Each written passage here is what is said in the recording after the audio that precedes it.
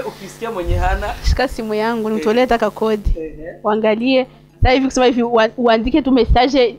ya searching. Waangalie watu wangapi za comment tafuta. Hivyo wasikudanganye. Yaani hata uwe na sura yaje, pako type yako. Hata uwe na hari umuntu azari ari agukundi uko nyene umeze. Nubutaka kuvuga ngo ngure ngo iko arakupenda gisi ulivyo. Benshi baruzuye. Yes, rero fani urashaka umuntu umeze gutya nibibaze yuko yabuze kumbure yarafise murodera. Sasa fani wasizani kama umekosa. Na hapa Bujahit nimekuja mwenyewe. Umekuja. Tena ukuja kabisa, umekuja kikosi kabisa. Sasa Hilo sana. Sio kwamba unajua mtu unafanya strategy za maisha, unapanga kwanza maisha yako yakoje kwa sababu muadolescent aje ya hivyo mtu ya ujana, mtu amefanya mambo mengi, mnakoze ibintu byinshi muri ya adolescence. So dukeneye kubikora kandi ukeneye gukora ibintu biri ampe special.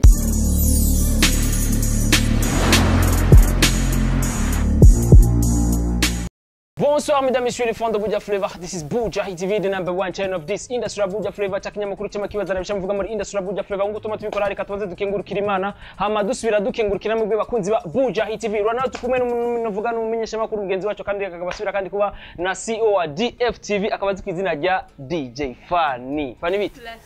7 na buramba barera arikuye kuramba bari wo mu Burundi bico bisigura. Kogiye kuri YouTube kagira DJ Fanny baraza besho muri Espagne ko kujyana. 257 yeah DJ Fanny vite Fanny biraza neza afu unafanana vizuri msura dadangu usa neza ndio usomezidisha okay asante na kufanya vitu kama hivyo nimejifanya wewe mwenyewe for real kweli na unuja muri bya bintu abantu bagusiga bora ngende yo 7 match amwe ari kintu nyene ko ubu inachere bari barasinda bacere kujaye imbere ko dutangura hano vuga ikiganiro canje ambazo ndagukeze kwanza Fanny vuga kwa usiku wa DJ Fanny ibintu byari bimeze neza cyane mbaze cyane byari bitesa sana Fanny vuga ni mu Burundi byari bisa ko byiyisa wabyakire gute Fanny ko abantu babyakire neza kwanza nararyohewe kwanza cyambere kubona narikaze n'abantu bangana kuri yari pati yo kuri hadeje umuntu kuri havemiye bashonga abantu bangana kuri yazekana ko afite urukundo kandi n'abantu barunyereka ntamba nirorera nararyohewe cyane kandi kubona ko byabaye ibintu byiza nibaza yuko nararaba amapari ahandi mu bindi bihugu nkabona ko baraswing live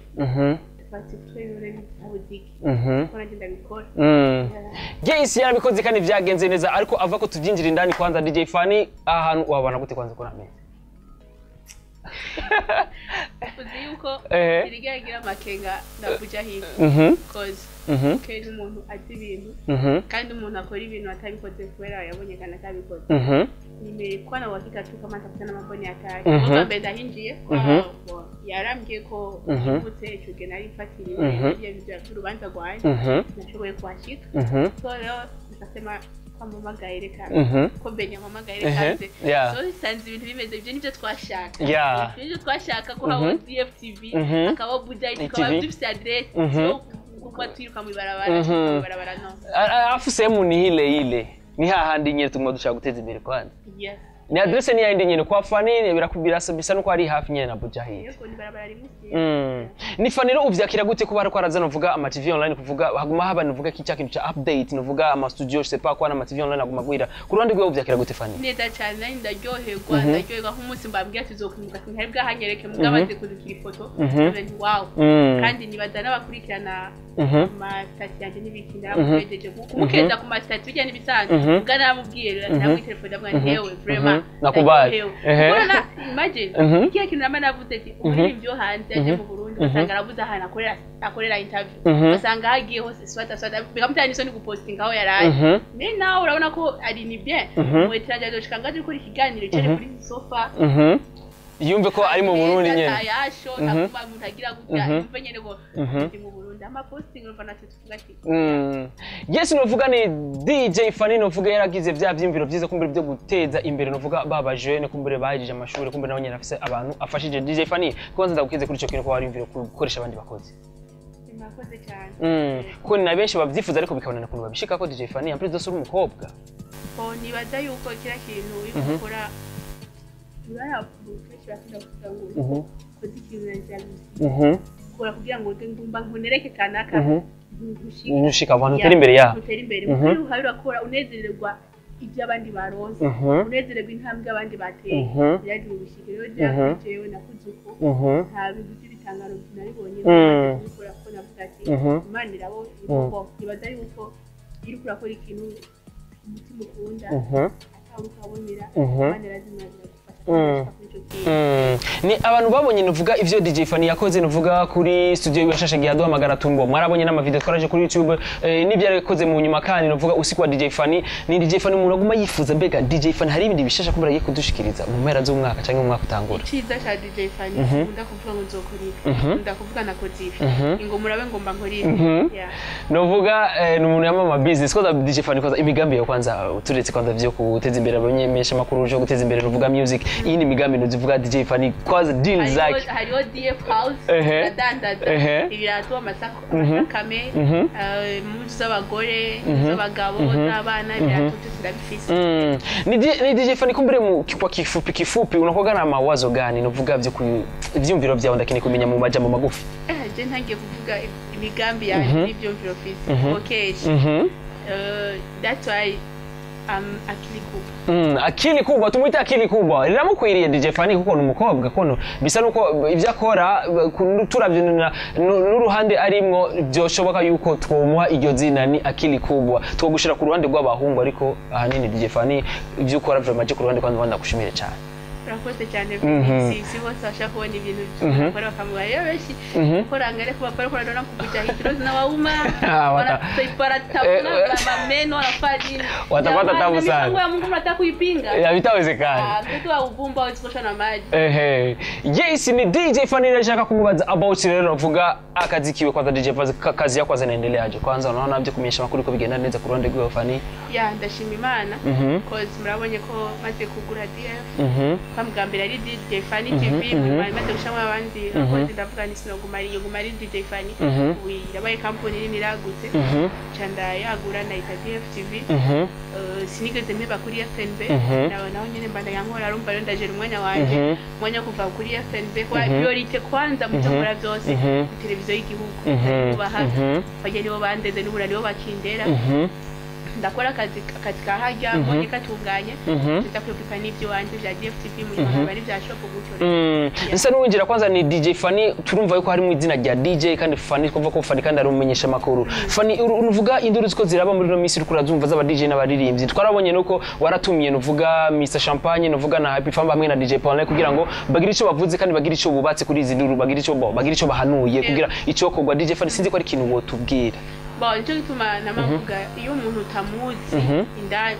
ubwina bwiwe ushaka kumenya je umuntu ntakunda induru muri no game ino game je mfata ko turi muryango twese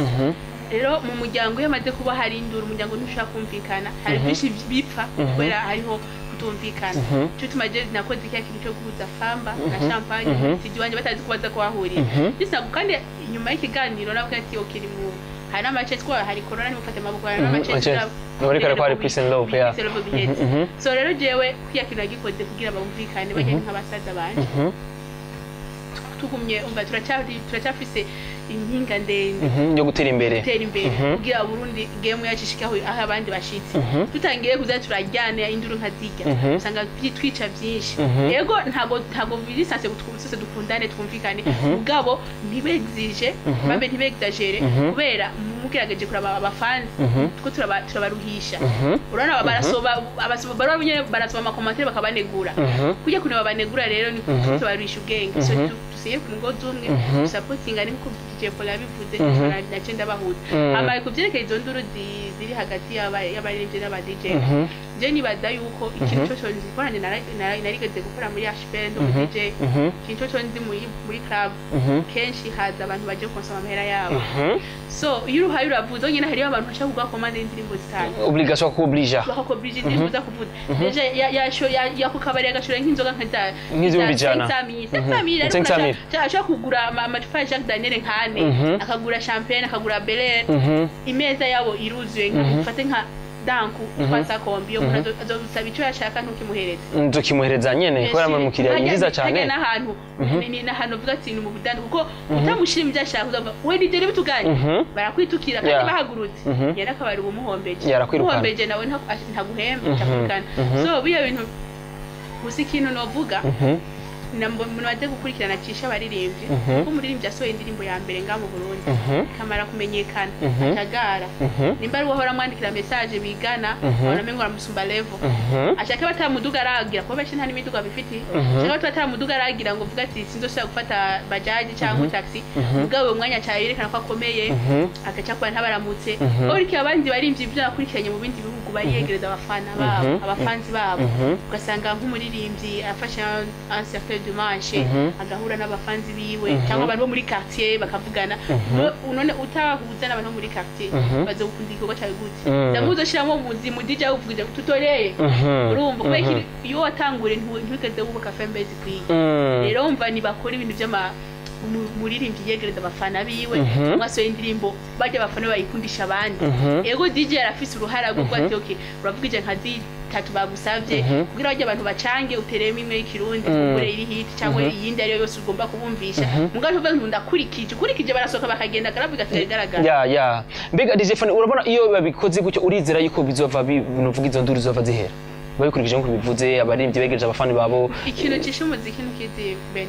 naha konte mu Burundi tugira abaririmbyi ntiyarigera aboneka basi n'umuntu avuga ati reka niburi rimwe mu kwezi ndabahuza be conférence de presse y'abaririmbyi n'abajournaliste n'aba DJ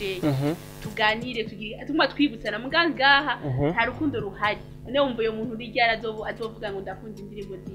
ariko Fanny tugerageje gukoresha ubwenge dumba dukoresha ivyimiro dufise Fanny hariyo amamikale harimo manuzenya ama cooperative kumbere ajya niyo bo bari imbere kumbere rero bo bikora Fanny yego bacha kubikora je niko niko nyene utusanga umuntu afatwa n'ibintu byinshi cyane muri pose yanjye ndabamagara abashaka kuza kiga tukaraba ikibazo twotora ababibona gusa nuko ni cya kintu cyo kuvuga cyo kudakundana urumva ati ahantu hatumiwe Benije Fanny dushaka kuhaza icyo nje kibazo ni rwa rukundo rero rubuze DJ Fanny yes mbego go rukundo ruzoza gute ni Fanny yakubwiye ati ifuko tuja hamwe cyo turicara turavugana tumenye ibyo duteza imbere nka Fanny amaze kuja mu bihugu novuga bitandukanye cy'intumbo tugeranije no mu gihugu cyo muri Tanzania wowe urabona ko bateye imbere cyane kudusumbya Fanny wowe wibaze ko bakoresheje iki kugira ngo badusumbye si wabonye East Africa dusigaye abanyu ya ko nukuri muri East Africa bibaza ko bakoresha iki Fanny nizo strategy nyene baganira abafana usanga bafise ubisogura no muririmbyi none nko yabaza babona bari babatekeshe ku Sunday bakicara gusa uvuze ngo bose babikorera system kandi tundi system cyo gukora ukaganya abafanzi ukabiyegereza uzumurabe kenshi natufate nka karosati yaciye ahantu hari abantu hagarara ushaka utamukunda arakupiga story wiye machesi ni ndani mchezo ariko abakogota bagere bafanzi basati bini wo muririmbyi wa mbere afite abafana wako taza kupigana bakupigania kino babikumbuka ku FI wa FI cyakigano cha Dunda Buja Beth yarababwiye ari kuri stage ati ewa namukankura ngaho show irahera timeishaka ikaisha karibika baje sinimba abafana batera ibidaye rero umva nibakore yani niba umuntu niyige ku create ikintu kimwe yo kwigereza abafana nuko ukubera ngo Beni n'umusibaso y'indirimbo yavugijwe bucya yayipostinze bucya feme yayivugije bacubona ati nawe unakuwa ngangari jewe umuntu ugashobora mengura hejeje ikindi kintu bako kupendana kwa unafiki ungakora kwa gukunda ataganda tagukunda urantegeye hakarorero jewe barazi ko ndi umujournaliste mu promoter de iyo bajya bari n'ibyo muri Tanzania ushaka kubona aho barapostinze ikintu cya Fanny harukundo rurimo ko bajyana abatanzania cyangwa abana ba Kenya sabarundi urantegeye biya bikora kuri abazete ujya mu ntu sasa tumuronderako biya babitare kwiga kutumia fursa guprofita ukazi iyo birose kutumia fursa cyangwa bajya ngo urukundo me arasukura babikora nk'ikintu usanga nk'akarero ntagize kujya kure kujya muririmbyi wo muri Kongo Achirian yandirimba indirimbo bya muri Birthday sindamuzi ni umukongomani cyangwa umurundi kati simbo kuvana navuka sindana shikana muri Kongo na passport na je kwereka ntamira nikasho muri Kongo kwana na business ifite yo mugabo akiyumvira ko indirimbo nk'iki ni ryari umunsi ndwandi muri show ngo nibajye kuvuza indirimbo yiwe Uzotegeza kwikora ngira umunsi wowe umuntu yagukoreye nk'icyo kintu uzoza kwikora ureka kuvuza indirimbo yiwe iciza citura ikindi wabibonye umunsi jewe ikindi ujya munsi nyene saa 6 z'ijoro mvyutse usanga video ya Vanessa Mdee twari mu artiste international oui agakora video nk'ijya kunyifurisa kugiza ariko ndabizo yabikoze n'umwana mwiza mugabo kuri je sinabiye ko ari urukundo rukomeye gusa ubwo umurundi wacu yo kwereka yonyereka banegera ubwo ujya kubera azi icyo ariko arakora ari muri business stage arangiye ariko aragukwega nuko rero baratwega ngaho Burundi tumenye gukoresha ukazi nica byo kutumia fursa na nica kindi nyine bagize imisi bavuga yuko ngo Fani ngo numurambere nuvuga yegereza cyane abatanzania kuko twisunze na interview bagiranye na Lil Omi ngurije n'umuntu ari hafi cyane n'abatanzania cyane uragerageza gukwega abatanzania cyane sinzi kubyo bintu maze kubyumva kuba kwega mbo ego naje bundi nagize interview na Lil Omi live kuri no kuri YouTube yarashitseko kubikora bijya we nyene postinze de arantaginga tomorrow ndakunza kuba ndi ku live na DJ Fani aratanza cyo kumenya DJ Fani ninde kubaje nuraje igihe ndatangiye kujya muri Tanzania iyo followers banje kuri Instagram baduze muri Tanzania bisigura benshi baduze bara Tanzania babonetse cyane aba followers benshi nuvuga ba DJ Fani afise kuri Instagram na ba Tanzania benshi n'aba Tanzania n'aba kobwa b'ya Oman yego na Amerika ubundi bikubura gumbura ibyo muntu bikora iki kweki none Instagram tugwe mu Burundi menga nituyitayo cyane nico kintu nyene nakubwira ko bisaba ko umuntu ubuja ndura bivyo abandi bageze ko nawe ugerageze kwiyameliora wari afite umuntu twe twibye kuri Facebook cyane okay Facebook abandi suva ngo ubuye baribeza ko cyane ubu bari kuko uri buririmbye ukavuga ushaka kurabona na Beni abanza kwanza kuraba Instagram gusa bangahe akaraba bufise uramusi ndamufise Fani ndifuze ko ndamubaza ibibazo byinshi cyane about ibinyene two turavugana about novuga aba subscribe kuri YouTube about novuga ivyerekeye aba followers bo kuri Instagram ni DJ Fani biboneka yuko ryari mbona ko aragira ava ko tugere ikiganiro n'umuririmbyi ntavuze izina yavuze ati ngo aba comedian basigiye badusumbya ama views twebwe abaririmbyi DJ Fani baza ko ari kubera iki abaririmbyi menga nta views bagira mboni kwa kundi ni kwa rukundo tarubaka kugira tukundisha ibikorwa abantu batwegereye tuvuga ati tufate nk'ubu jewe ndashaka kurengana umuntu afite telefone tuganira ndavuga ati sabibe ni kwa ndibuza kuri DFT yani niko ndagaragaza gukundisha ibikorwa byanjye ku nguvu rero umva hari ukundi kagatima kugira ati amaze gusohora indirimbo imwe akabona aravugijwe acabona ko yahejeje bajye no mu makartisiru nibo bantu ba mbere umunyeshuri nabo bajya abantu mwigana nibo ba mbere tora indirimbo yawe jewe narabona muri Tanzania abaririmbyi bagira umunsi bate nk'abafanda kugati umunsi unaka tuzohurira aha naha mwese mukaza ufite smartphone wese Android ukaraba indirimbo gatatu kugira views uwo munsi kaba ari umunsi wo kuduza ama views mu Burundi bega ivyo vyobaho gafani wibaza ko vyobaho kweli byoshoboka bwa rukundo kweli ku bintu twabonye kuri biteguye kare ukabikundisha abantu bawe ibyo bintu wabishikako ari n'undi muririmbyi umushira muri team ufate ni team yiwe ufate team Beni uri muri team mbwa atari ubusumwige igera avuga kandi ari team y'abafana biwe mbwa hari ubusumwige igera avuga no nkaho ubukeneye gushigikire uyo n'umuheta udeje bamaze kuba umuheta deje uri mu team ya DF novuga uteza guterera ivyiyumvira Tiffany nabasha fanye team yiwawe nyene yiwanje nk'ubu ufate Beni wowe umuririmbyi ashaje umunsi na create group yiwanje ndagukurayo ko je mbanga nyene abantu banere ivyiyumvira urumva deje ni team yiwawe wewe uri imwe nk'umuririmbyi ugasanga nta n'umusi mutera inkuru abafana bawe n'umusi we ushaka kuvuga ati wese ibe bote okay mwiriwe ari timu yiwanje sindabavugisha uri timu bimaze iki ndabazi batima barimvye beshe for real navuge ari group yiwe timu riwe navuge ari group yiwe none group yiwe bimaze iki none Fani cyongera kugati ibintu business umuziki ifise strategy nyinshi none yamvugo bavuga bati ngo abafani ngo nibo ba boss babo babikoresha gute mu nziri yahe byose yaje barabivuga nyene yabari kuri stage cyangwa ari muri interview rekana yuko agize mugabo benshi byo bagenda uno nabikwereka ati abankuye aheruka kuvuga cyari kandi ari timu yiwe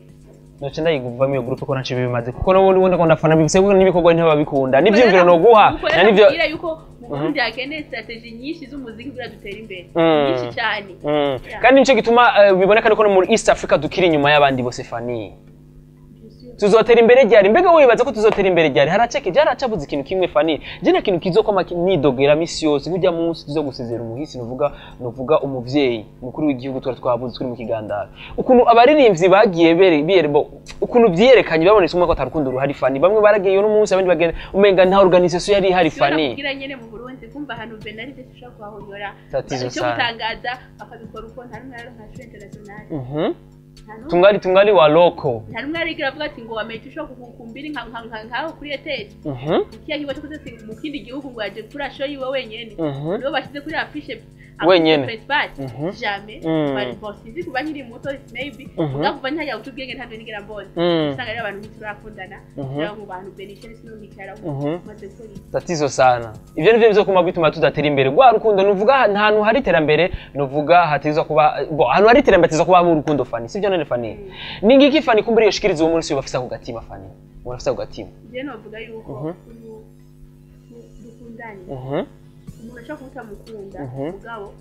ukamusapotinga ranegera ukana postinga cover yiwe kantamukunda haje nibazi ko ushaka gupostinga ijya cover basanga ari n'abandi bantu bahora bakwibaza kutariko cyo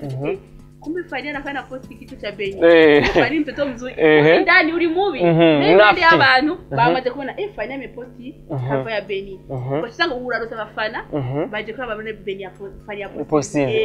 cover yiwa kumbe sivyo nta rukundo rurimo uri posti je kuposti tu jwari abafanyi system kuko dukoresha system ko ratara turako tuzuze mu tuburo cyo kibazo dufise turashafise byinshi kumbere twohinyanyura kugira ngo dushobore gutera imbere twamaturira ngo turatera imbere mbega ivyo ko twetera imbere kumbe biracari muri twebwe nyene tudakundanya hagati yacu twotera imbere jenene Fanny je kumbere kisubira kandi ndamukeza kandi Fanny bo subira inyuma kwa zino vuga ku usiku wa DJ Fanny nawo warakiriwe n'abantu action yes ni DJ Fanny rero tubona novuga kwa usiku wa DJ Fanny wari wakiriwe n'abantu benshi kandi wabyakiriwe navuze ko nanezerewe cyane kuko nibaza yuko uyinze ukora urubanza kamwe n'umuntu y'abana rubanza rwari muga kwinjira n'ibumbe 200 kacibona haje abantu bangana kuriya en plus ni 200 wamubwiye kuriha muga hariho n'umuntu atavuga ati okay ilikuwa ni usiku wa kukaza usikubali kukazwa kimavazi so rero umuntu ategeza kwitegura kwambara neza umva ni ibintu yiteza kurondera wayitiye wayirihe déplacement kuja kwitora warishe makeup wagiziki wambara ivyama dépense uze ubona umuntu akwitangira kwemera gukora dépense ku bwawe umuntu abari umuntu agukunda cyangwa akunda ibikorwa byawe rero muri uwo mwanya rero ucumva ko wowe babigukoreye uryohewe cyane ukavuga ati wabundi sintamba nirorera ndafise abantu baba bako barangurikira ilikuwa ni birthday ilikuwa ilikuwa ni birthday yangu ati rero ku ruhande rwa turubanza bije ko nari nifuza ko ugenda batsigwagenze kujana n'ishaka Jeffrey magwagenze cyangwa ararengeje oya gwagenze bo nenda byiteze ko bisa kugenda neza kuko narabona ama commentaire y'abantu duhuye n'umuntu we mbona uje ni invité usiko DJ Fanny yaba uko navemire nshika nkamwandika ngore maze kubona plus de 200 combien personnes barishe bakeneye kuza aho nabandi baza kuza mu nyuma uvuga ati abo byari bibiri grave birakomeye bega nk'umuntu atashize kuri urwo rubanza Fanny n'iki wo mubwira kumbere kubikurikira kugira ngo dushegere kagati next year ni too much sinaga madogo na nijua kama kufanya kitu nafanyaga kinakuwa kizuri cause je ndakunda ndafise intuntu yo kubona Uburundi bwacu buteye imbere amapati nkajya atuma umuririmbyi umuntu ategura agastire deja abastiliste bararonkera akayoyoko bakinjiza hari n'abantu baje bafite ukinda abanyamafoto Benny jya costume yambaye ndayishaka mugatugumye atakintu kituma gihuza abaririmbyi nk'ubu abaririmbyi no bari bakaganira n'abafana babo bakaganira nahora ndakubona mu ndirimbo wewe ni jewe mugahana ga selfie umva numwanya mwiza mba nkeneye yuko abaririmbyi bahura n'abajournaliste bakerekana ko arukundo mugahana ka veni bareke ni mugwati ndahurize ko ubona ni canaga we ubona kwa gaif mugahuza bikavaho biheze kudeja muko muranwa muko murafungura numwanya mwiza rero amapari nkajya turose n'abandi baguma barayakora byo byiza bituma bahura Yes, novuga twari novuga mu bigize DJ Fanny mu business zake ma deal zake novuga biranga novuga akazi kiwe abaho novuga abafashije hariya mu kubaha akazi mu bateze imbere cyane cyane novuga nawe umusubscribe nawe aragufasha kumure interview ziwe ziri mu bintu by'ubwenge ko novuga gukurikira mu buheruka twarabonye ngirishi kiganiro umumenyesha makuru muri Tanzania yaragerageje kuvuga kuvyerekeye ukuntu umugabo wanyu meze Fanny kandi biboneka ko yakushigikira cyane Fanny yaravuze mu nsi ko yavuze nti yatanze na concert nimba ari umuririmbyi atakurikiranye interview nakoranye na Lilo nagenda yikurikira koze yatanze impanuro ahubwo nace sanga abarundi bamwe barazikritise gute ko yaravuze ati uri umuririmbyi tegeza gutegura gusohoka ugire media tour sio mpaka wa kuinvite genda batanagutumiye avuga urawe ibihugu amaze kuja nimba je nawe naramenyekanye kagira ikintu ko nagenda ja mu bihugu ibi nibi ari je nijanye kandi akacadora karero ko hafi ndibukana n'igihe Diamond atangira kuririmba urazi ko yatangiye bien kumenyekana kuri number 1 remix yagiye kurondera Davido bakubwiye amakuru umusi ukungera yagiye muri Nigeria kurondera Davido bavuye na management ya Davido barambwiye ati urazoze yaraje aricara ngo muri salo arindiye ko kwaza kumwakira Davido ngo arava hejuru ngo muri etage aragenda hasi sinzi ikintu yatoye asura hejuru kandi yabunye hari umushisi yaje amuronde asura hejuru ndaje kuba ngo arabandi ngo ndavyimbye ngo umurangiriwe mu show bize ngo cenigiye akazikoshika he rero ufisi icuke ukeneye icishe bugufi wihangane iyo mizo media na media to yavuze zirakenewe ndibuka busi Satbi aja muri Tanzania baratwenze bavuga ngo iyo nayo ni wa wapi ngo agiye muri Tanzania ngo konona mahera ariko arimenyekanisha yakoze video to muri Tanzania bya bintu byamuzanye Satbi ikindi kintu baba ko jyari na Lilo muri interview yavuze mu baririmbyi azarabwira ngo azi Satbi none ko yamuvuze ko Satbi yigeze gushikayo yaje nibaza abamuvise interview bacaza gusacinga cyo Satbi ninde nuwahehe bagageza kumenya so rero bijya bintu byo kusohoka igihugu urose uburyo genda umenyekanisha ibikorwa byawe urinde ngo mpaka bakwemvite none twari duhishije aho mu Rwanda ni hafi Tanzania uko nyene East Africa iradubitwerera twegereye uvuga ati reka nsimbe bamenye meme no muri Congo reka nsimbeyo ntunganye kugeneza gushika imbazo twawutere none ni business music ni business none business utigeze wemvese ushaka yunguke gute bisaba ko wemvese isano uvuga utangiye bwa buryo bwawe nyine kuvuza abazibo cyakini wo warondeye kushobora agaciro yes DJ Fanny Mbega mu buzima businzwe umuntu ameze gute Fanny ni mtu poa sana Fanny ni umuntu ari happy ni gake uzobona nje ndashavuye ariko urakunda kurya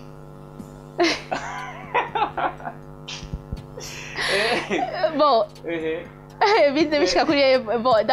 ajya mbaye numvisha vuga ndenze mba nanse gukora ikintu kinje mu mutima no koresha bamengo no tubanturikisha nkarira kandi ndize canja nk'ubunegere nk'ahantu hari muhira canja mu cyumba nka radio size ko volume ya nyuma abazi munobora mu rupango abazi muri ntari meze neza indirimbo yo mu Burundi Fanny akunze kumviriza niya ndakunda cyane muri no minsi mgawe igibaze mumbajije gutyo kandi se sinya kuzivuga sindi umuririmbe ndumumesha makuru indirimbo ziko ziravuzwa murazumva mugabo uyukunda Fanny gaziye indirimbo ndayikunda no kuzikunda ndazikunda zose mugabo hariho indirimbo iza kukuryohera bivaye na period urimo hariho period uba wisanze uri mu rukundo rwagutombokanye indirimbo niko ndagwakarara no niko ndataka karora k'indirimbo kugira zikundwe hari indirimbo ziza uri mu rukundo nyene ruri romantique rwashushe rwatomboze indirimbo zize z'urukundo bagira zakira iyo uri bafati umuntu rero ngo ndamukomeshe twarahebanye ngo ndamukomeshe umvise nk'ijya ndirimbo kuzarera ariyo gucoza kugira iki urumva ko cyosha kabisa utakayiga kuchokoza nayo urumva ko iyo support ngomba wiyo ko umuyumviriza sino Jeffani nkunda indirimbo zose kubera urane yakuyi wakati kuyo wakati kabisa je nakubeshe muri rukundo kwezi tufate duhere ku kwezi guhera ku 8 ari indirimbo zibiri zamfashe gushika na postinga Melana ya Bell Music hamwe na ntuzenya Wiz Design na nyine indirimbo ariko gusana nyine so n'amasana natwe twayikoze twagize sponsor yo gutanga amasana kubera iki indirimbo zibiri vraiment ushaka kubera ahantu waba ukora yumvise si mu rukundo mugani cyane urabimumviza akavuga ati hahiriwe abamwezi ukubona no mwanya bakora enjoying rero uri kurabimviza izo ndirimbo naciye icyo naciye nkora naciye mfata ndazipostinga kuri kuri Instagram yanjye ndavuga nti ndabasaba indirimbo ndazikunda kandi nta video zifise ndakeneye gukora video imwe muri izo ndirimbo ari mwone ya case wakoze yantu wafashije ya Wiz Designer ya Nyampinga yitwa Nyampinga ya nuzenya nuvuga ya music Bell Music ntarasohora video no ukungera je nabikoze natangiye ko je narifashe izo ndirimbo zari satu cyo gihe nako ndumviriza ariko ndumvira ya case dani yitwa irantakaye mu bwenge namba ari ntunde kure abantu muri video muri video bagiye berekana ama selfie y'abantu ko baramufasha kuririmba iyo ndirimbo rero nuzenya tubikore yes muruko kwezi rero nari mara izo ndirimbo tubikore Akes that hamwe na Melana ya Bell Music hamwe na Nyampinga with Design cyo nakoze naciye postinga kuri stati kuri Instagram ndavuga izi ndirimbo ndazikunda ndasabye umuntu hoze indirimbo imwe no korera video ko ndazira byose n'ama video n'ama official video zifise umuntu hoze indirimbo imwe no korera mu video amavote yarabaye za Facebook hose baratora tutatora Nyampinga cindayikorera video This Fanny ariko yifatishije Fanny yambwiye ati indirimbo kugira ngo ayikunde ngo bivana na periode abarimwo swate hari umuntu yamubyonze mu mutwe cage barimo novuga muri bya bihe by'urukundo rwa cyane indirimbo yashiye yatubwiye novuga Nyampinga ya Wiz Designer novuga Melana ya Bell Music novuga kandi na tubikore ni indirimbo z'urukundo Fanny kweki washimiza kubera muri kwezi k'umunani hari indirimbo z'amabifu zasohotse Fanny z'amabifu bakoze z'urukundo Fanny flash indirimbo z'urukundo ziraruhura shaka utari mu rukundo uri kurumviriza urumva mugabo uraca guca wiyumvira ati igihe nari ndiyo cyari bimeze uko yeah Fanny rero kigiye byari hayizigiye kingana cyari mwaka irahetse uba uri single ubwo buzima baye mu gutifanya n'abantu batamenye ubuzima bwose ni decision y'umuntu we kama umeamua kufanya hivyo utafika kwa uraraba Yes Fanny novuga nibikugo umaze gukora imuvuga utagiriwa ko atasefasiyo mwingi ngo umuntu byakoresha mu byaharu nakoresha amaso ashobora ati Fanny arafise uburyo babahungu babahete cyangwa babandi bavuga ati urondera ibintu Fanny turatiko batubura kwibonekeza Fanny abigenza gutubwira abantu ntabe tubanze nibaza yuko umuntu wese ari umukobwa akoreshwa n'ibisanzwe akoresha urareshwa mugabo hari igihe nyene ubona ati kuva nyene mu mutima nturiyakira kubikora nturiyakira kwakira umuntu cyangwa ukabona hari gushaka ati uyu muntu kandi gikuru je ndakunda umuntu afise amaproje cyangwa kuza afise amaproje yo gukora pana kwiyumvira ko woza ushikira muri kubu uyu muntu yumvira kazoza si bose rero bashaka kuba uri kuraga nkaguha umwanya tukaganira nakusoma nasikia kama ivyumviro mind azikutana ese kuba ikibazo kiganiro cyambere nakoranya Fanny ndakoza about kuvuga umukozi w'umuntu n'umutetsi biramubwiye bose ko afise ivyumviro bose Fanny we ntatora ni umuntu yaremwe n'Imana kandi ntawavukanye amahera bose bararonde bararonka so nta impamvu yotuma ngo ukubera ngo ameze uku maybe ntuzi kazoza kiyo kuko ndazi abo twita ngo n'aba millionaire nga mu Burundi ukurikiranye biography yabo usanga ari abantu kabisa bavuye ugatumba kandi atakintu ari bafite ngaho jya bana bavukiye mu mahera ugasanga ashaje atayafise bavumiye ko gukuna umuntu barafise ivyumviro abuze gusatura cyangwa uburyo bwo amahera kugira akore ibikoringa ni DJ Fanny nkuru cya icyo yibaza kimbe Fanny icyo bintu niyo babigira kugira ngo imbere y'ingeri zabo kuba bakora ibo benshi nga mu Burundi oya sivyo no bikorera kozi genda umuntu niko naisia nikiamua kufanya nitafanya nitapendana nitafanya nini nikiamua kuingia kwenye mapenzi ndio no kuinjira mgabo hari ukungene nkuna gusanga kandi ibintu je n'umuntu kunda nakunda stress ari mushaka kuntera stress no none ko tuziko udakunda stress ko tuzika bona twibwe abakozi tugasanga twitwaye nabi Fanny ngusanga bicegenda n'umukozi yapfuye sindamuvugisha koze mvuze nava mvuga nabi yasohoka nkagenda nkamwigira kure nimba ari ikintu nkumukeneye ko ndashaka gutuma umukozi mugenzi gari mugira kana kakori mugaje kumutumbera face to face ishobora Kesi bakunzi ba Buja TV kumbure wewe warikuba wice muri kino kibanza wari gushima kumubaza Fanny ariko je nikibazo nyana bavuga bwa mbere nakimubaza ariko ntiyakinyishuye neza Fanny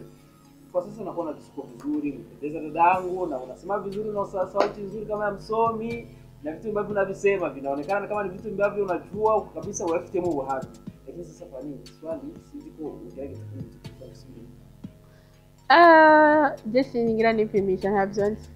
cause no sishobora no kugereranya kubera igihe cyo sinabara ripimisha n'ababara bispedaga unene mbona biza mbona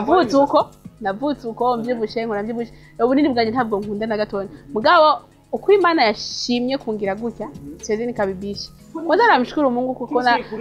kwa kuona nimenenepa niko na wowo. Unajua mwanamke mwanamke unapaswa kuwa na. Namshukuru kwa Mungu kwa hicho kuona viliumba hivi. Siwezi kujuta eti najuta kwa sababu Mungu ameniumba hivi, kwa sababu mipango yake ameamua kuniumba hivi, lakini ntabwo nigira nipimisha kuko nipimisha ndababara. So why ni babati? Wewe ushikira babandi ati bora kukusasura kwa ili upate wowo. Achana na wao mzee baba. Mtu mwingine. Unapita hata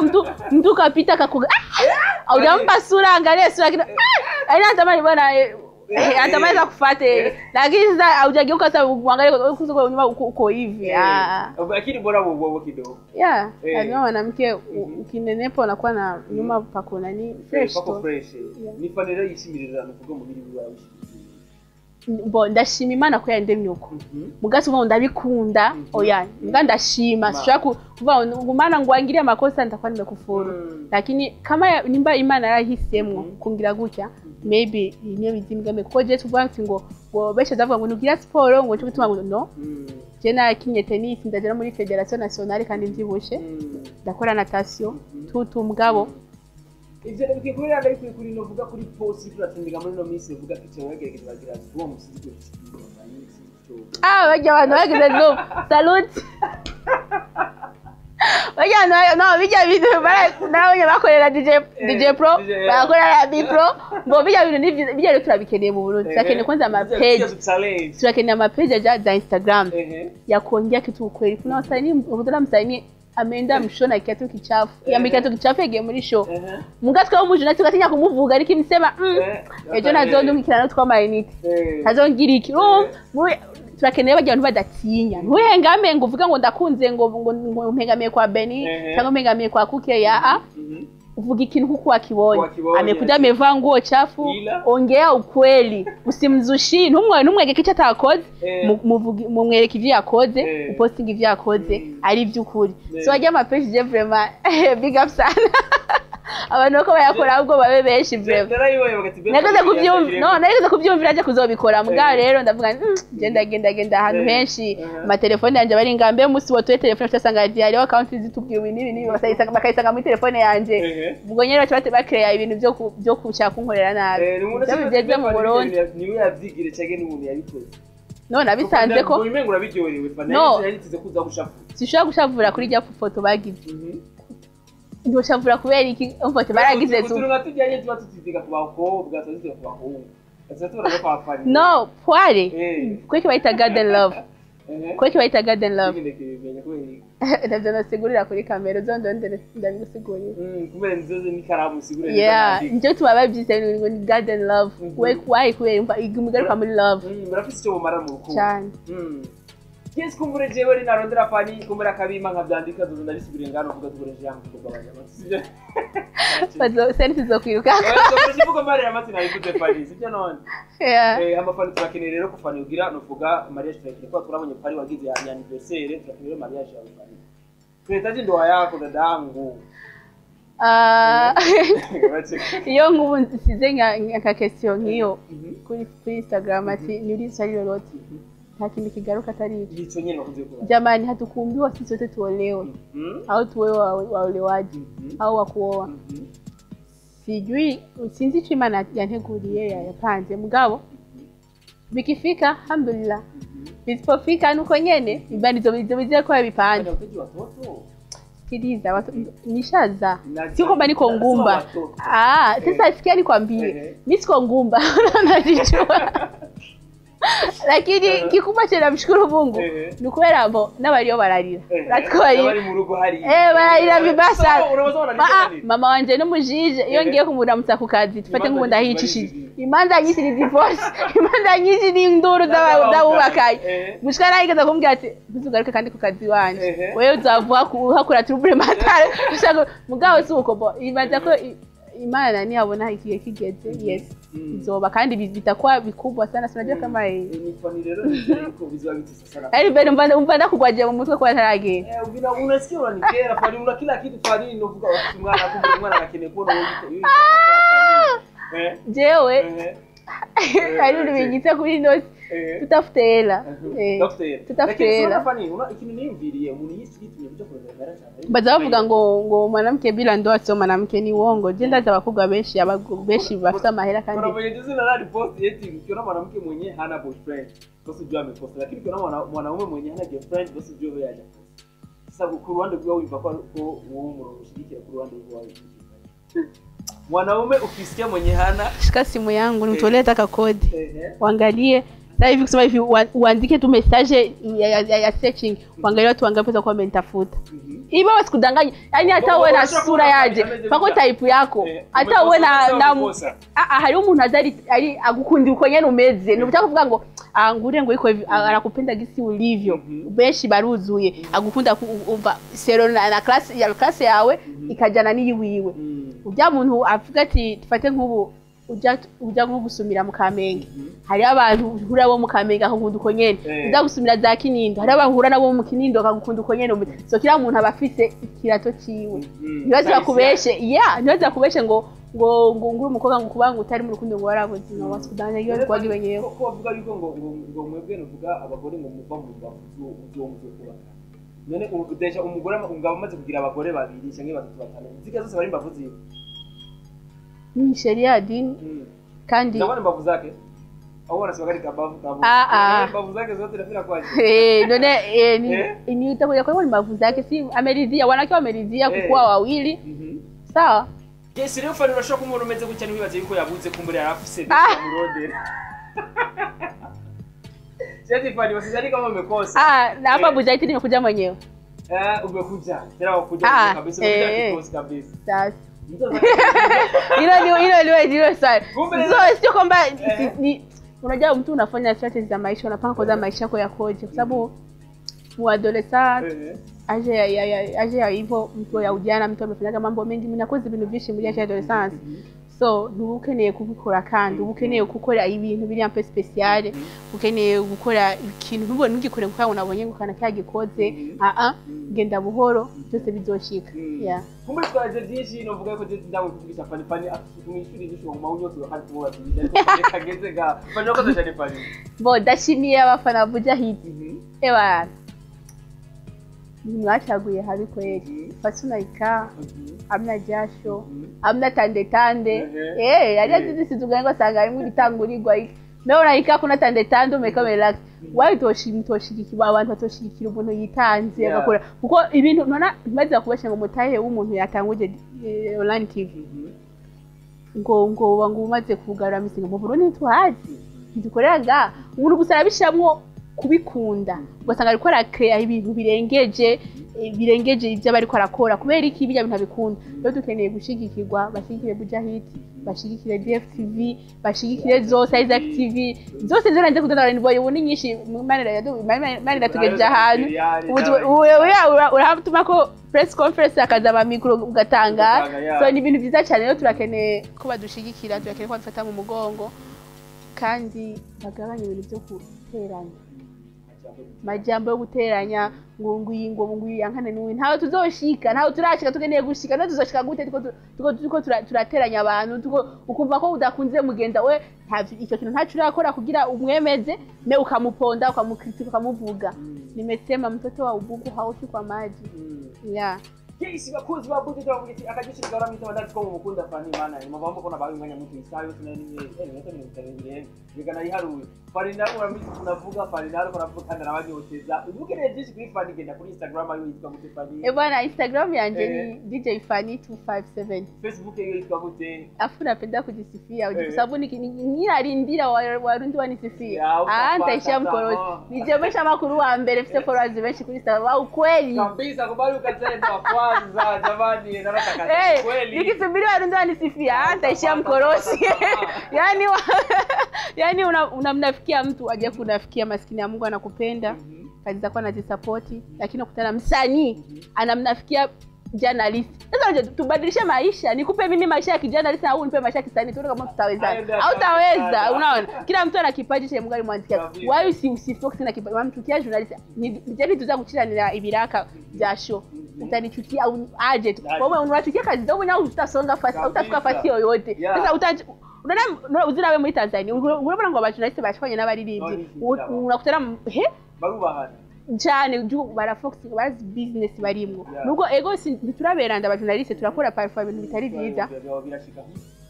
gati nshaka kwiga ngo bakore action yi ngo ngomba ngo nerekane ko je nkomeye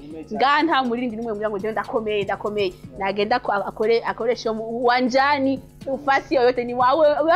karakomeye sio eti kuita eti aita Uganda mu hizi shows za mkabare unaitwa sijui Tanzania mu shows za mkabare mbegu kwa msanii mkubwa kuna msanii mkubwa Burundi wote bado wanatafuta angalia loko ushaona afishe ya msanii wa Burundi kutoka Burundi mwingine nchi afishe artist principal sasa utaniambia uko mkubwa aje ushafanya nini hizi Mr. Shapando nisikia sema wote ni underground ntiyakubesha hakusemaga uwo ntiyabesha so rero dukundane wache wirekure inzigo tuyireke fitna ntacyo kusenganyana ntacyo bimaze dukundane dufatane mu mugongo supportingane ibyo byose tuzobishikako kuko umuririmbyi n'umujournaliste n'abantu butsa kuba bagenzi umaze kwigira ko mengo ngomba ugiriki genda ushukubite show hariya tukurabe kabisa ivyo Fani avuze ko mbere n'ibyo kandi byose geranje kubyumvira byakoresha kugera iwawe usanga ari kuko usanze nga mu Burundi nta muri turagira international kandi muranabibona uya yavuze ko yatanze nta muri turabona ngo yagize afishe mu kindi gihugu ngo niwe principal wenyene ibiraboneka muri ivyo nga mu Burundi kiretse kidumu wenyene ngora nawe cyose kidumu live kidumu nawe ni wakera plus live ni live kandi abantu benshi bazi umuziki bakinga live cyo tusiga ubona bajya umuntu atumagira ba semi live ba David barakora semi live katwe mu Burundi nta muririmbyi turabishikako ngo gitambo cyo tuzosanga ari uko lazima atachanga na playback tujwa ni tungaliki chini rero umva kuri kote ya Kidumu nta bishi tukamuvuka kujane ya vraiment Kidumu ni legend wakona mwacha kabisa tuzosubira rero inshallah imana bifuza kumwe na Beni kuri mikro vuga kuri hariya nyuma kamera ndamuvuga Juba ndavuga sana numukomeje bari babizwa numukomeje ni kuko sana tazari ni pengo jama agira comedy niba mu ikiganiro je busigazo bafatira kamera kugira araje mu ikiganiro nawe ndashimiye na boss wa Buja Hits okay ari mwe mu bantu bafata mu mugongo kenshi gufata mu mugongo umuntu kubwira po mekose afanya hivi vraiment imani muhezagire watu wanatumika kitu bila fitna bila nini anafurahia mafanikio ya mwenzake sura hapa tuko mu etage ni wababwiko ni etage twicaye tuko tunakorera interview muri etage baadaye ni vitu vingine rero nuko uko ikintu amna fitna amna nini vraiment ndamushimiye cyane yongiza kabazo kuri YouTube aramba hafi bambye ati kora uko nabandi benshi nze kudondagura amazina ndashimiye team support DJ Fani murabo ku mutima sana Gabrielle Jean-Marie Queen Belize sinabadondagura bose ndabamare mugabo murabo ku mutima imana bamezagire gose hama namwe bwe mukurikirana ibiganiro byacu ko ugerageje kurama ama commentaire y'amazina kurikirana na DFTV n'akurikirana Buja Hit n'akurikirana Isaac TV n'akurikirana na Hitop TV zose mva ni babanye rero mwebwe mufise umwanya kujya ku YouTube kwa biganiro gufata mu mugongo aba ugwaruka gwanje imana bahedagire umwe wose ahari icyo yateguye gukora muri no mwaka menshi corona twiciye byinshi ajagishike ko basi at least 50%. Ndabasaba Fani asuzere ikiganiro kujya barasuzera ikiganiro. Bunyise noenda. Kira Fani baseze. Bana je ndabakunda cyane hama yari queen of interviews akili kubwa kabisa. Yote ni majina yangu huzo nyisuko yaryoherwa cyane ko ndakunda no gura n'abana ngati Fani yayishi kuzoba nkawe umva ko yari numugisha deja kuri umuntu akugati ndakeneye kuzoba nkawe ego hama ndabakunda cyane ntitworangiza twokeshe abanyene ari nka live nka kera ko twasa tubikora so tukana tuyasoma ego mukomeze kudushigikira turabakunda cyane thank you bye